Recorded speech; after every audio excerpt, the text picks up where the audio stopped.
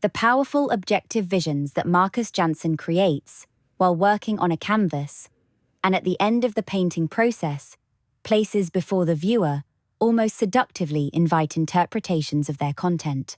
It is therefore tempting to analyze Jansen's work solely on the basis of its objectively identifiable elements, and to interpret it as pictorial commentary on present-day social and political realities. This type of analysis has been attempted in some writings on Jansen from previous publications, and in the present volume, Manfred Schneckenberger has most convincingly related the identifiable scenic events in Jansen's works to certain political events and sociological phenomena of recent years, and tied them to specific details from the painter's goal, biography. But since the motifs and illusions that lend themselves to interpretation in Jansen's various works are extremely diverse, some of them virtually flung into the viewer's face, others rejecting any comparison to actual objects,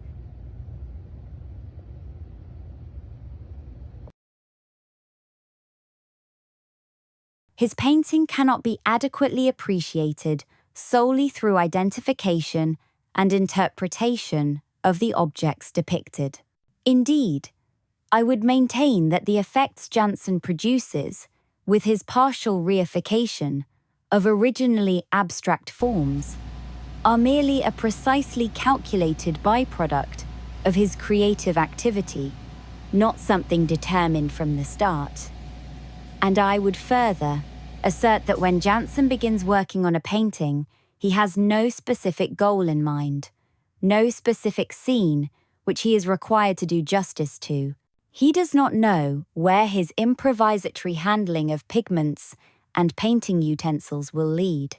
At times, the shapes with which he first spontaneously structures the surface invite him to gestures that are freely abstract, yet sophisticated from a painterly perspective.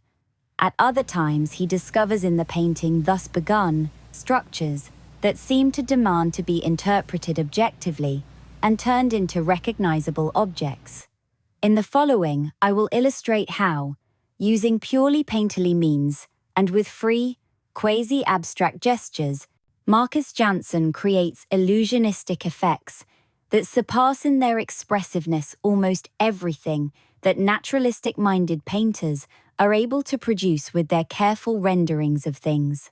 The more actual objects and figures we feel we can recognize in Jansen's paintings, the more exciting it is to discover that these spatial and figural illusions have been suggested by wholly unconventional, even incongruous means.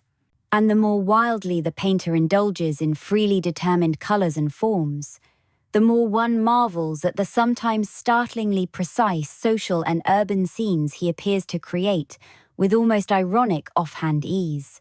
Jansen usually begins a work by freely laying out structures on the primed canvas. In the film Marcus Jansen, Examine and Report, we see how he draws a broad, long-handled brush, soaked with black pigment, back and forth across the painting surface, in a single zigzag gesture, producing a scaffolding of black beams. The film does not show us what he does next, but the many paintings illustrated in the present volume make abundantly clear how the painter reacts to this initial statement. As a rule, Jansen's first response to the quasi-draftsmanly basic structure produced by these initial powerful brushstrokes is a softer element, one produced with wholly painterly means. After this, highly contrasting techniques counter each other. Among the utensils he employs are brushes, brooms, rollers, and palette knives.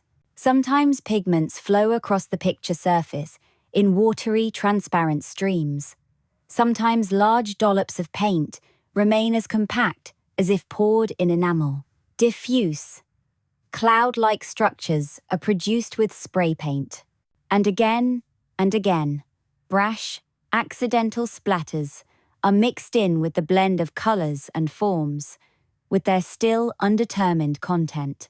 It may then happen that the abstract structures Jansen has caused to collide in the painting remind him of actual places and events, of things he has experienced, of events that have upset him, and then a second design process begins, in which the actual motifs that have come to him by association are suggestively worked into the picture fabric.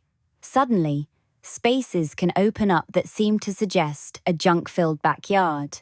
Figures appear whose gestures evoke dark premonitions, and everyday objects, rendered in jarring detail, sail through abstract swaths of color.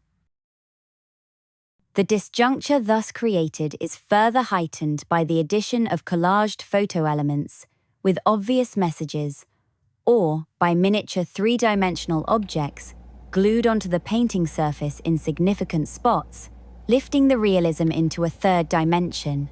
But even where the suggested figures and added objects appear to invite interpretation and emotional reactions, it is painting that remains the master of the situation.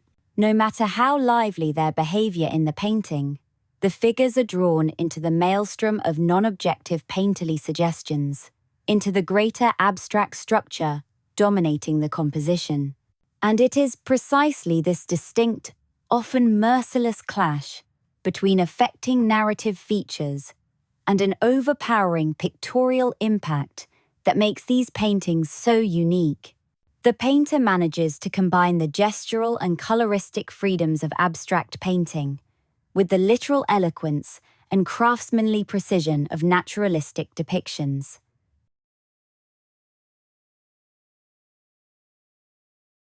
The contrapuntal juxtaposition of these two opposing artistic principles, the effects of both the abstract and the objective elements, are considerably heightened.